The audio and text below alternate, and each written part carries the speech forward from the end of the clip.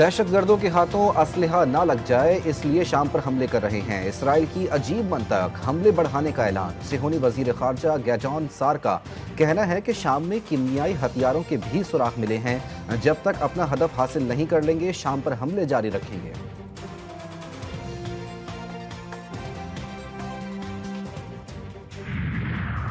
پاکستان کی شام کے خلاف اسرائیلی جارحیت کی شدید مذمت۔ ترجمان دفتر خارجہ کا کہنا ہے کہ شام کی علاقائی سلامتی اور خود مختاری پر حملہ بین الاقوامی قوانین کی سنگین خلاف ورزی ہے۔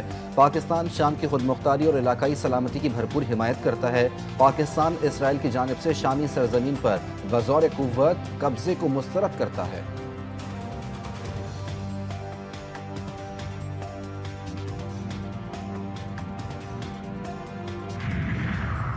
شام میں پھنسے پاکستانیوں کے انخلاء کے لیے اقدامات شروع۔ 48 گھنٹوں میں بیروت ایئرپورٹ سے پاکستانیوں کے لیے خصوصی پرواز چلانے کا فیصلہ۔ وزیر اعظم کی ہدایت پر سول ایویشن خصوصی پروازوں کی اجازت دے گا۔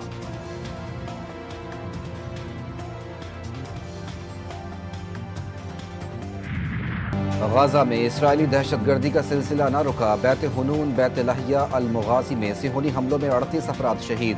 مجموعی شہادتوں کی تعداد 44,700 تک پہنچ گئی۔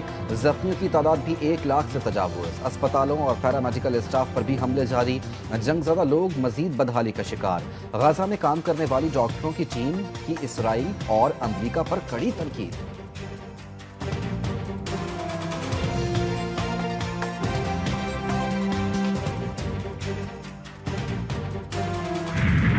لیفٹیننٹ جنرل ریٹائرڈ فیض حمید کے خلاف فیلڈ جنرل کورٹ مارشل کی کارروائی کا آغاز۔ سابق ڈی جی ISI فیض حمید کو باضابطہ چارج شیٹ کر دیا گیا۔ چارجز میں سیاسی سرگرمیوں میں ملوث ہونا، آفیشل سیکریٹ ایکٹ کی خلاف ورزیاں کرتے ہوئے ریاست کے تحفظ اور مفاد کو نقصان پہنچانا، اختیارات اور سرکاری وسائل کا غلط استعمال اور افراد کو ناجائز نقصان پہنچانا شامل ہیں۔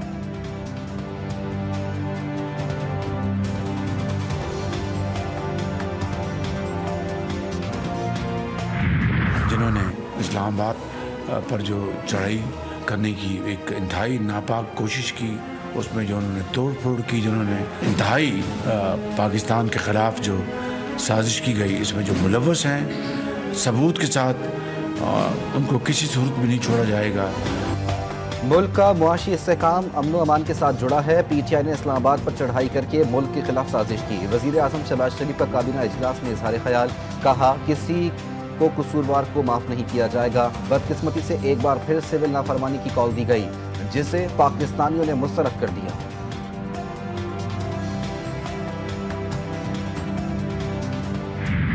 جب یہ راستہ منال بھاگے ہیں یہاں سے تو بشرا بی بی ان کے ساتھ تھی۔ بشرا بی بی آن ریکارڈ ہیں کہ مجھے چھوڑ کے سارے لوگ جو ہے بھاگ گئے، دوڑ گئے۔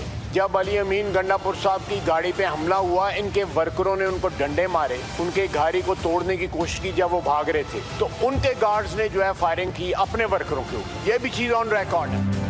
PTI کی طرف سے صوبائیت کارڈ پاکستان سے دشمنی، 10 سال قبل بھی سول نافرمانی کی کال دی تھی جو ناکام ہوئی۔ وزیر دفاع خواجہ محمد آصف کا قومی اسمبلی میں اظہار خیال، کہا ہوائی باتیں کرنا قوم کے اجتماعی شعور کی توہین ہے۔ تحریک انصاف اس وقت شدید اختلافات کا شکار ہے۔ بشرا بی بی کا بیان موجود ہے کہ سب مجھے چھوڑ کر بھاگ گئے۔ PTI اپنا ایک متفقہ بیان سامنے لائے۔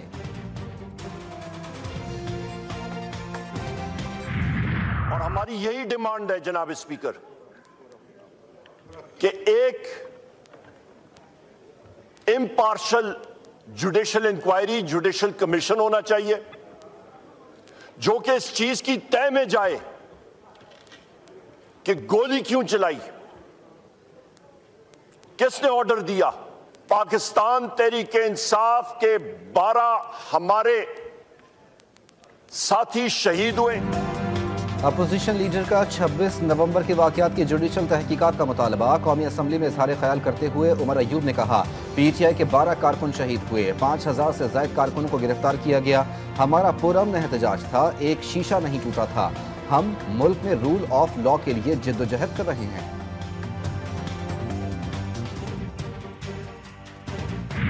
خود تو تم لوگ بھاگ گئے ادھر ڈی چوک سے پیچھے ہی سے اور دوڑ لگا دی، تو میرا تو سوال وہی ہے کہ دوڑ کیوں لگائی؟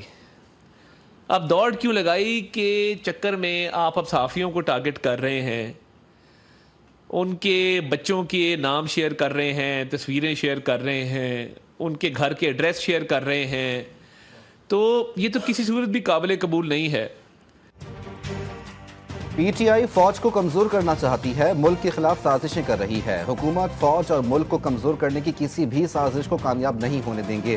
وفاقی وزیر اطلاعات و نشریات عطا اللہ تارڑ کی پریس کانفرنس. کہتے ہیں ملک اقتصادی طور پر ترقی کر رہا ہے, تمام اشاریے پاکستان کے حق میں ہیں. ایسے میں ملک دشمن قوتیں پاکستان کو نقصان پہنچانے کے لیے امن و امان کا مسئلہ پیدا کر رہی ہیں. مزید کہا, صحافیوں کو ٹارگٹ کرنے کا نوٹس لے لیا, کسی کو نہیں چھوڑا جائے گا.